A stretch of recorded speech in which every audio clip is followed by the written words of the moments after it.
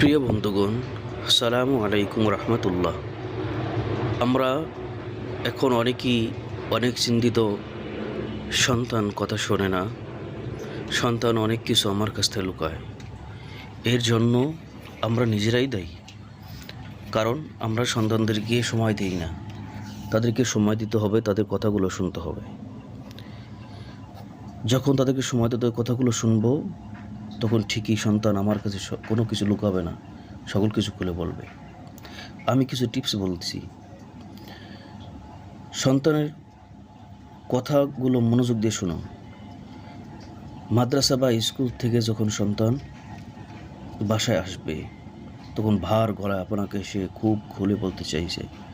মনোযোগ দিয়ে আগে তার কথাগুলো শুনুন। তার সাথে ঝাড়িঝুড়ি দিয়ে কথা বলবেন না, তার কথাগুলো ছুঁড়ে ফেলবেন না।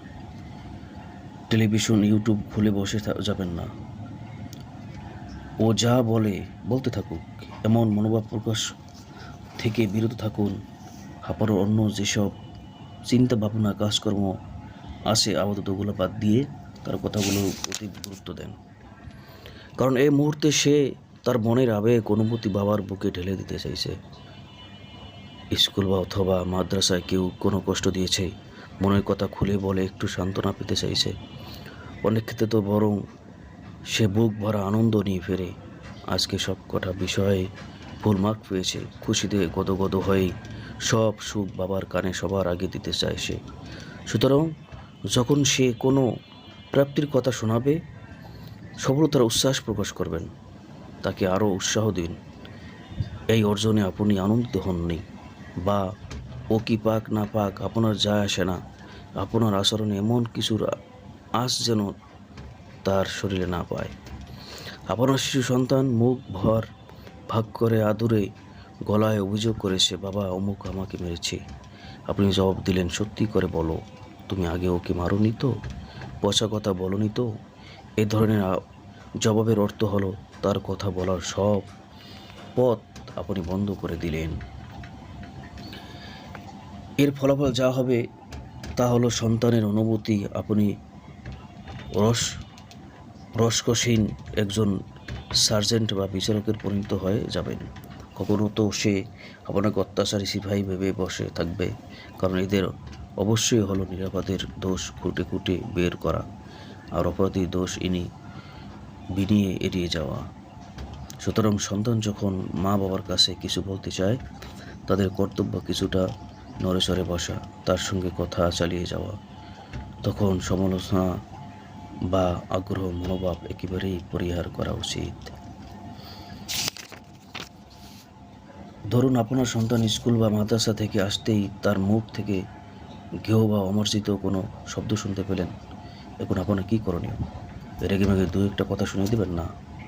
ফলাফল কী হবে? সামনে থেকে তার মধ্যে কথা লুকানোর প্রবণতা বৃদ্ধি পাবে। ঘরের বাইরে যত বড় কিছু হোক, আপনার থেকে লুকানোর পথ খুঁজবে।